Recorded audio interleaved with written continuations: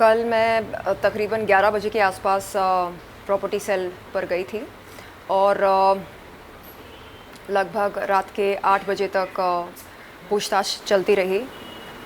जांच अधिकारियों ने कई सारे सवाल पूछे। शुरुआत हुई आर्म्स प्राइम से। आर्म्स प्राइम के साथ मेरा एग्रीमेंट बना था 26 मार्च 2019 के दिन, और उससे पहले मैं 22 मार्च 2019 के दिन राज कुंद्रा से मिली थी होटल JW मैरियट पर। उस मुलाकात में किस तरह की बातें हुई, एग्रीमेंट के टर्म्स एंड कंडीशंस क्या हैं, एग्रीमेंट के चलते कितने वीडियोस बने, वीडियो शूट के दौरान कौन कौन मौजूद थे, कंटेंट क्रिएशन में कौन कौन शामिल थे, ये सारे सवाल मेरे सामने रखे गए। और राज कुंद्रा की अन्य कंपनियों के बारे में मुझसे पूछा गया, जैसे हॉट शॉट्स, बॉली फेम वगैरह वगैरह, और राज कुंद्रा के साथ क्या संबंध हैं ये भी पूछा गया। एंड मैंने वो सभी जानकारी जांच अधिकारियों के सामने रखी जो मेरे पास थी राज कुंद्रा के बारे में और उनकी कंपनियों के बारे में। एंड वहाँ से निकलने से पहले मैंने सभी जांच अधिकारियों से ये कहा कि यदि वो फ्यूचर में कभी मुझसे फिर से संपर्क करना चाहेंगे तो बेशक कर सकते हैं, और किसी भी सवाल के लिए वो मुझे फिर से बुला सकते हैं। मैं चाहती हूँ कि जो सभी विक्टिम्स हैं इस पोर्नोग्राफी रैकेट में, उनको इंसाफ मिले। मैंने अभी तक मेरी कोई मुलाकात नहीं हुई किसी विक्टिम से।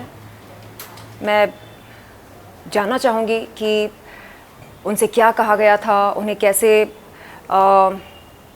गुमराह किया गया था। और मैं चाहती हूँ कि सभी विक्टिम्स, सभी पीड़िताएं आगे आएँ और अपना बयान दें, क्योंकि जब तक वो बोलेंगी नहीं तब तक पता कैसे चलेगा कि मोडस ऑपरेंडी क्या था। जी, तो विक्टिम्स तो धीरे धीरे सामने आ रहे हैं। राज कुंद्रा के बारे में आप कुछ कहना चाहेंगी? जो कुछ जानकारी थी मेरे पास राज कुंद्रा के बारे में, वो सब मैंने प्रॉपर्टी सेल के जांच अधिकारियों से बताया। और कुछ बहुत ज़्यादा पर्सनल बातें भी हुई थी। कल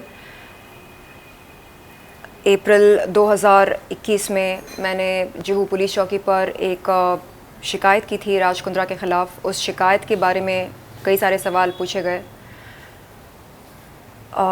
राज कुंद्रा मेरे घर पर कितने दफ़ा आए, कितनी बार आए और क्यों आए, क्या बातें हुई हमारे बीच में, ये सारे सवाल भी पूछे गए थे।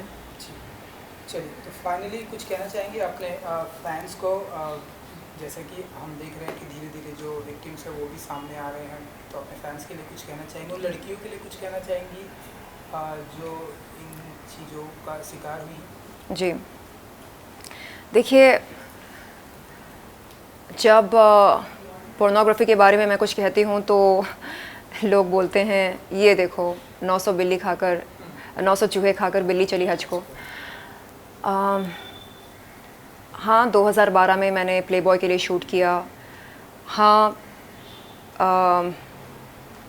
मुझे